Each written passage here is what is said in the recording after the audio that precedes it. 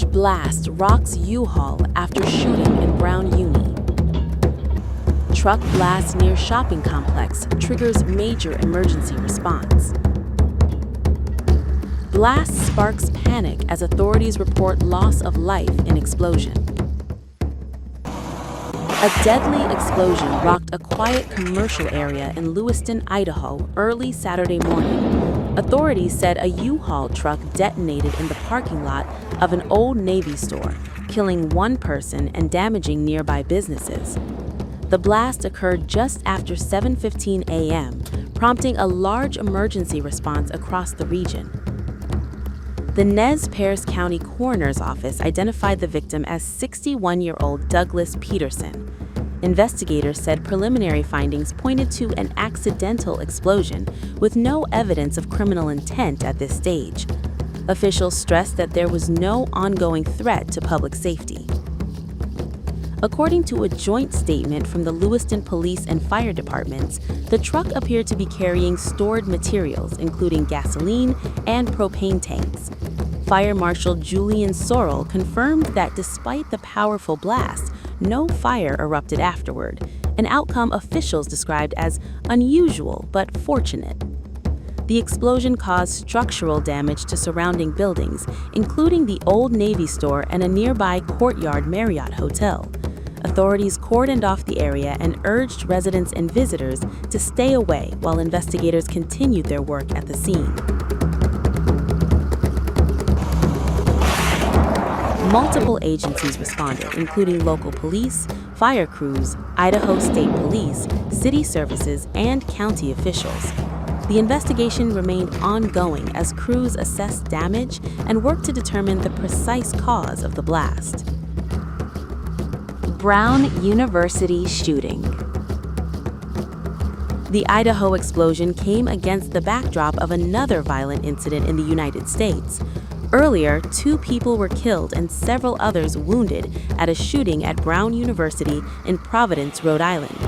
Authorities confirmed that a suspect was taken into custody and that no further threats were being sought. Providence officials said injured victims were receiving medical care, with most reported in stable condition.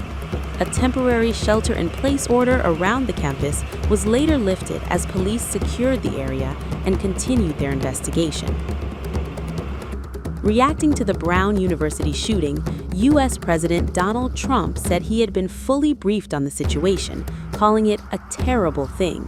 He urged Americans to pray for the victims and those critically injured.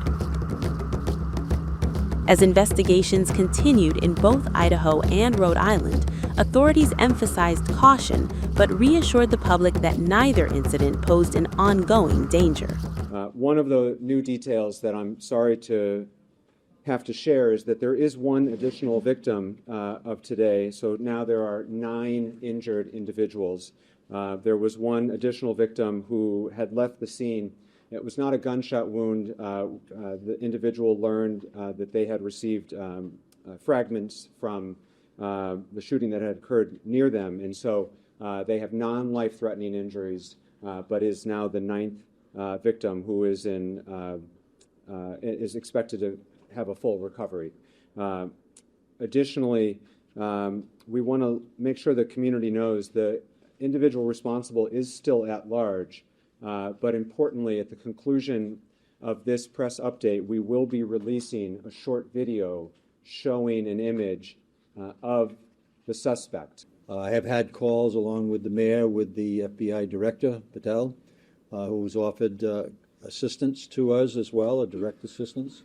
I just received a call from the President Trump as well, expressing the same type of urgency and the same type of offers to respond to us in a way that we, one, keep people safe, but also, two, we're going to make sure that we catch the individual that brought so much